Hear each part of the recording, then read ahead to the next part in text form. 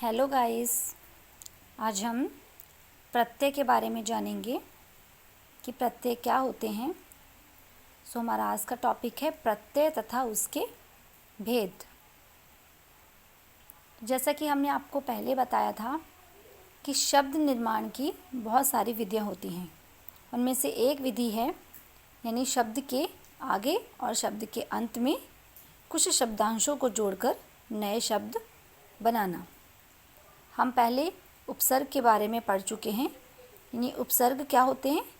जो शब्द के यानी ऐसे शब्दांश जो किसी भी शब्द के पहले लगकर उस शब्द के अर्थ में परिवर्तन कर देते हैं, यानी उस शब्द के अर्थ को बदल देते हैं, तो उसे उपसर्ग कहते हैं।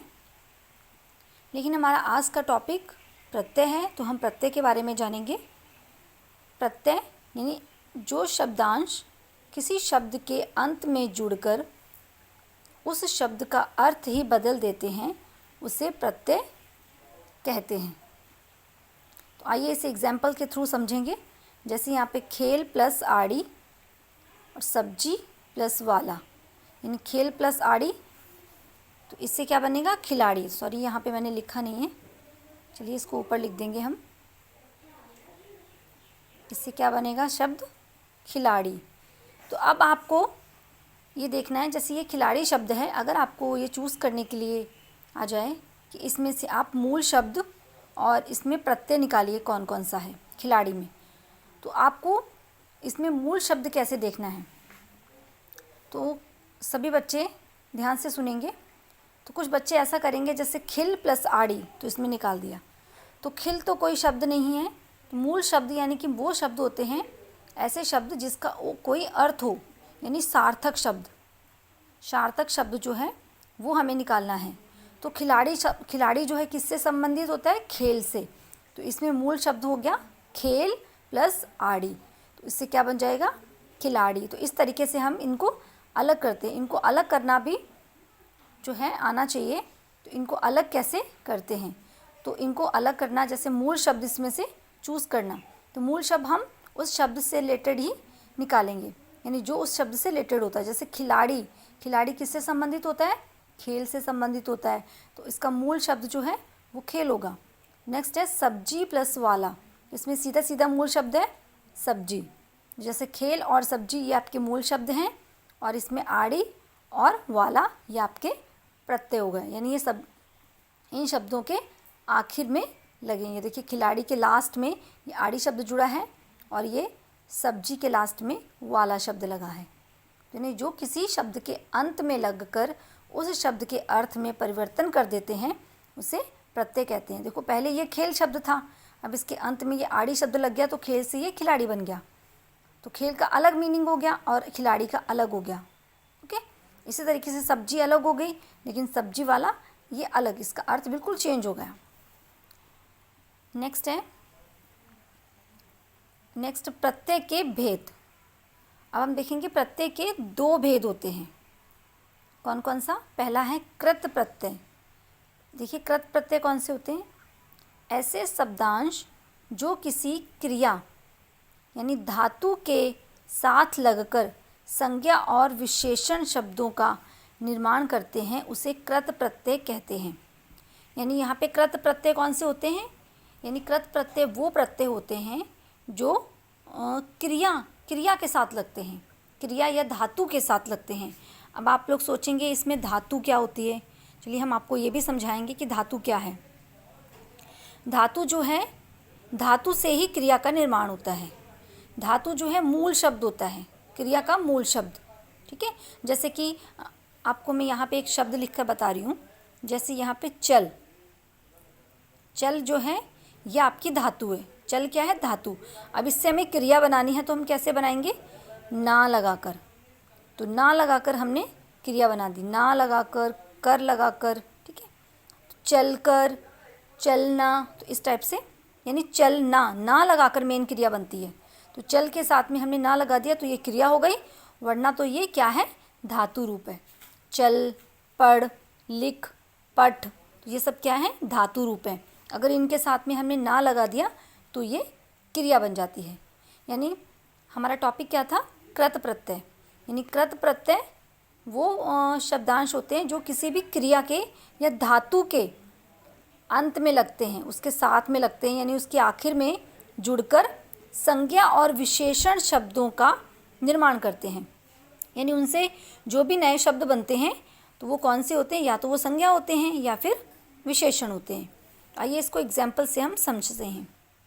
जैसे कि यहाँ पे आपका शब्द है खटिया, तो हमें इसमें से मूल शब्द और इसमें प्रत्यय निकालना है। तो खटिया, सॉरी हम खटिया नहीं लेंगे, ये आपका नेक्स्ट जो है आपका उदाहरण तद्धित प्रत्यय का उदाहरण हो गया, ठीक है, ये हम यहाँ से निकाल देंगे। तो नेक्स्ट लेंगे चलता, ठीक है। चलता जो है इसको हमें अलग करना है, तो इसको अलग कैसे करेंगे, जैसे चल प्लस ता, सिंपल चलता, ठीक है। अगर हमें ये देखना है कि ये कृत प्रत्यय है या ये नहीं है तो हम उसमें न लगा देंगे। अगर हमने उसमें न लगा दिया तो न लगाने से अगर वो हमारा सार्थक शब्द हुआ, यानी उसका कोई अर्थ निकलता है, मीनिंग निकलता है, तब तो वो कृत प्रत्यय है, अदरवाइज वो कृत प्रत्यय नहीं है। जैसे कि ऊपर ये मैंने जो काट दिया है शब्द खटिया, जैसे खटिया को अलग किया तो खाट प्लस इया, तो अगर इसको हमें चेक करना है कि ये कृत प्रत्यय है कि नहीं है तो कैसे करेंगे, तो हम इसमें ना लगा देंगे।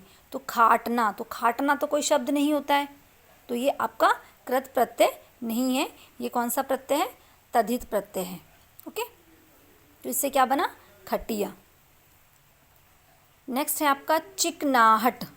चिकनाहट शब्द जो है इसको अलग करेंगे तो बन जाएगा चिकना प्लस आहट।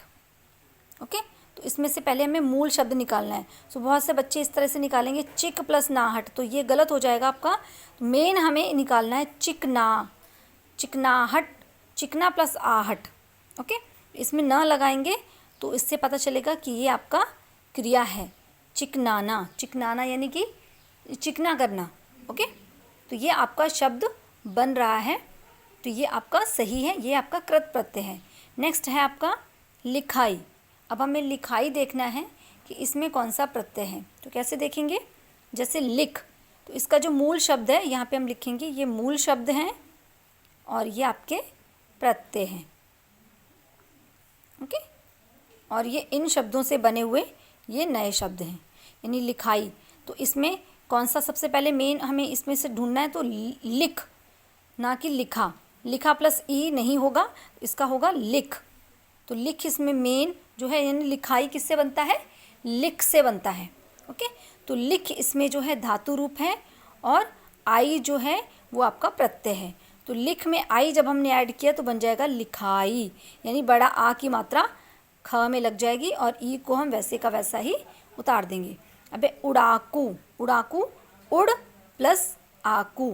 ओके, तो ये उड़ यानी उड़ा नहीं होगा, उड़ा प्लस कू नहीं होगा, उड़ यानी उड़ाकू किससे बनेगा, उड़ धातु से। तो हमें धातु निकालनी है और हमें ये भी चेक करना है कि ये कृत प्रत्यय है या कोई और, तो उसमें ना लगा के आप चेक कर सकते हैं।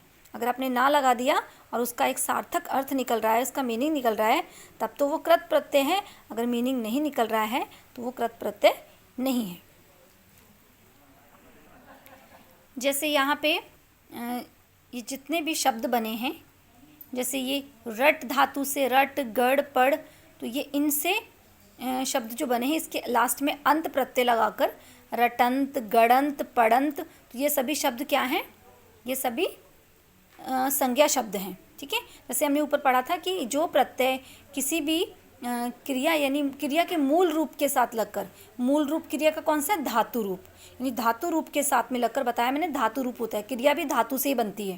ओके, तो धातु के साथ लगकर संज्ञा और विशेषण शब्दों का निर्माण करते हैं, यानी उनसे जो नए शब्द बनते हैं वो संज्ञा होते हैं या फिर विशेषण होते हैं। तो ये सभी शब्द क्या हैं, ये सभी संज्ञा शब्द हैं। जैसे कि लग प्लस आन, ठीक है, लगान। ओके, और जैसे तैर प्लस आँख, तैराक, तो ये सभी क्या हैं, ये सभी संज्ञा शब्द हैं। और यहाँ पे सभी विशेषण शब्द दिए गए हैं, जैसे कि लड़ प्लस आकू, लड़ाकू, ठीक है, और बड़ प्लस इया, बढ़िया, कृपा प्लस आलू, कृपालू, तो इस टाइप से ये विशेषण है सभी। लड़ाकू, उड़ाकू, ये सभी क्या बने? विशेषण। विशेषण कौन से शब्द होते हैं? जो नाउन और प्रोनाउन की विशेषता बताते हैं, ये विशेषण शब्द हैं। सभी बच्चों को ये कृत प्रत्यय अच्छे से समझ में आ गया होगा। तो आगे हम जानेंगे तद्धित प्रत्यय के बारे में।